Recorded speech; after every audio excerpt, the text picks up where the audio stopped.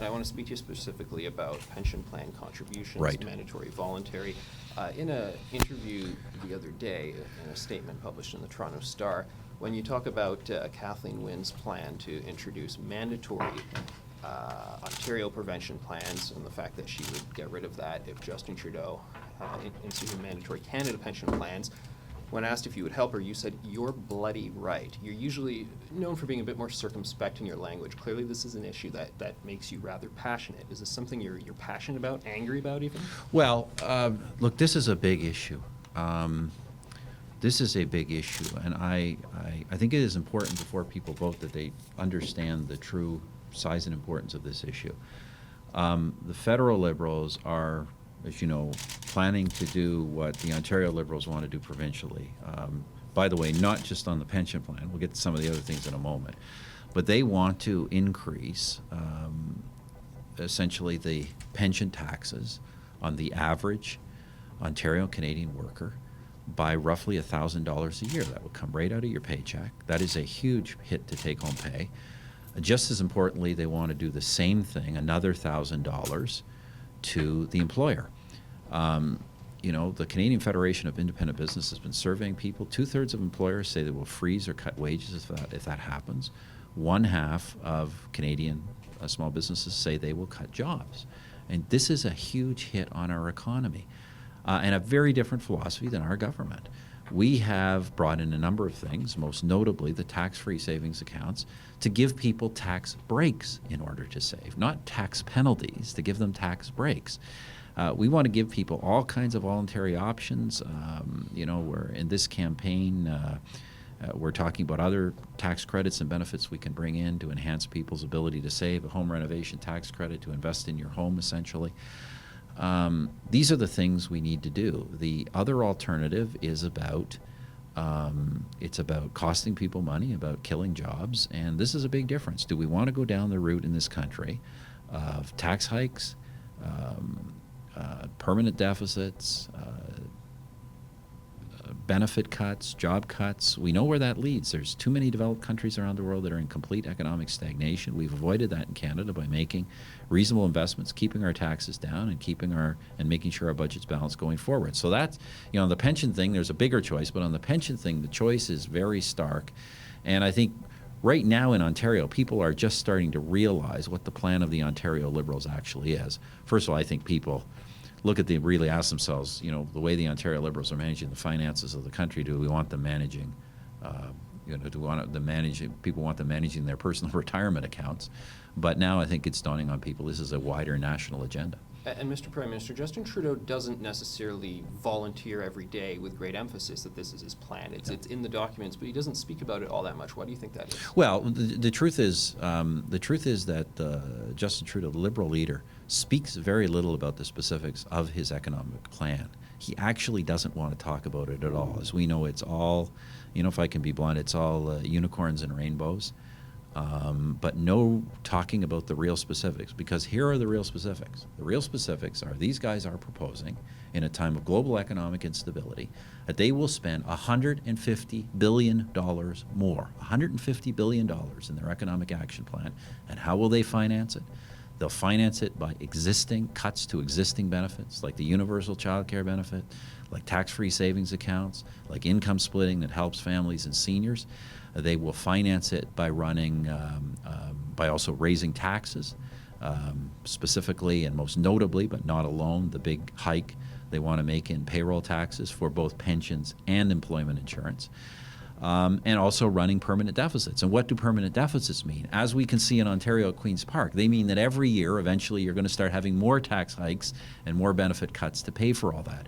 We're making a series of affordable commitments to people. I mentioned the home renovation tax credit, a 20% cut to EI premiums, some new financial support for single and widowed senior citizens, some enhancements to registered education savings plans, registered disability savings plans, some enhancements to maternity, parental leave and flexibility under EI. But these are all things we can afford to do while keeping our budget balanced and lowering some taxes for people. And that's a plan that actually helps people. So look, believe me, if I were the Liberal Party, I would not want to be talking about the specifics of our plan.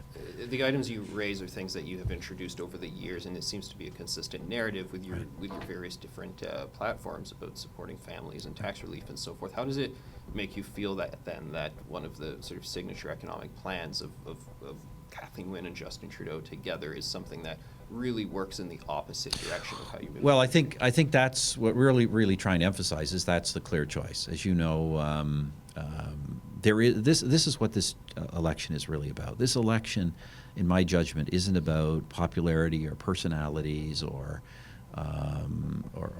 platitudes. This election is actually about two clear choices for the direction of our economy that will have very different impacts on families, on workers, on senior citizens.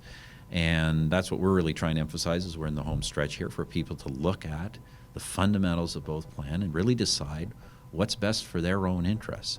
I think it's clear. I think a plan of tax hikes and permanent deficits leads to a road of ruin. We'll imagine having the same kind of financial management in Ottawa that we have in Queen's Park, having that at both levels.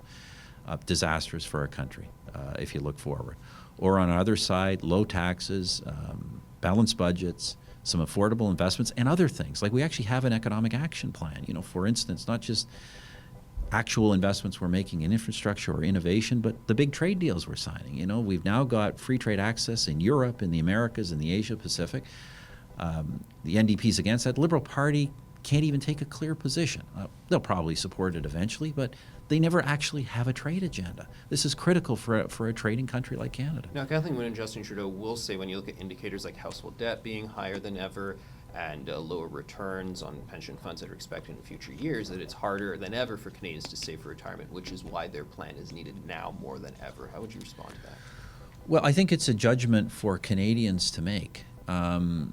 Look, there's no doubt there are probably some Canadians who aren't saving enough, but there are many who are saving lots and many who are saving through different vehicles. But these are decisions that people are capable of making themselves. Why do Liberal governments that frankly can't run their own finances and run people into debt think they should be making long-term financial decisions for people in their personal lives? It's not like people are getting any benefit from this. This is simply a forced savings plan. When I talk to people who save, they say, give us more tax breaks, give us more options. We're prepared to look at a voluntary option on the CPP. But I don't have many people saying, I want you to come in and take the money from me and invest it, quote, what you think is best. I'm not hearing that from anybody. I'm not hearing it certainly from the business sector. I'm not hearing it from workers. It's the old idea that if they get more money, the Liberals get more money, that they somehow know better how to spend our money than we do. The fact is, not only a lot of people are saving, but look at the mentioned debt. Why has debt gone up in Canada? A big chunk of it has been in the mortgage housing sector, where Canadians have had record low interest rates and have had unparalleled opportunities to become homeowners.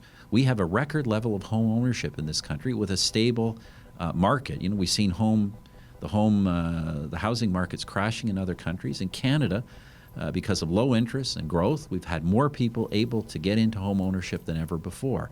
That's what we want to encourage. That's a positive thing. I don't think it's up to me or up to a politician to come along and say, well, you shouldn't have been buying that house. You should have been putting your money into Kathleen Wynne or Justin Trudeau's pension plan.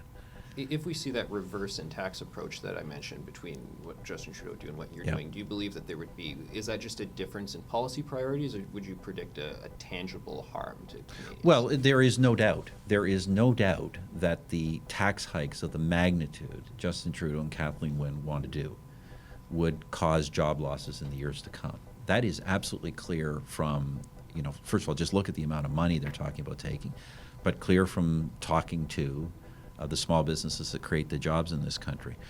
But I do think longer term, we're able to grow in Ontario and Canada right now because we have solid economic fundamentals. If we had the same mess at Queen's Park in Ottawa, which is what the Liberals are proposing, we would have the same kinds of economic problems as most other developed countries that haven't grown in years. We've been able to create jobs. We've been able to grow our economy. Look, I admit these are modest gains, but we're in a world where most other countries haven't been gaining at all.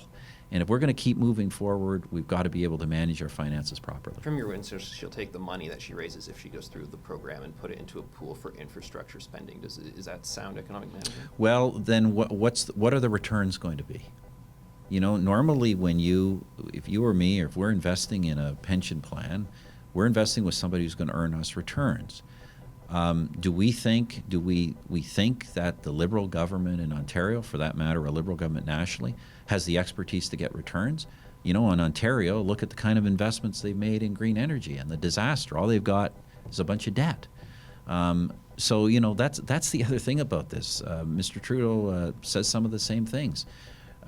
You know, rather than this is the other part of the plan that hasn't got enough attention. It's not just they're taking all this money, but they actually want to depart from the traditional CPP model where professional investors do this at arm's length. They want to start talking about how they are going to direct the funds towards political priorities, which is a recipe for poor returns on people's investment. Are the Jays going to win tonight?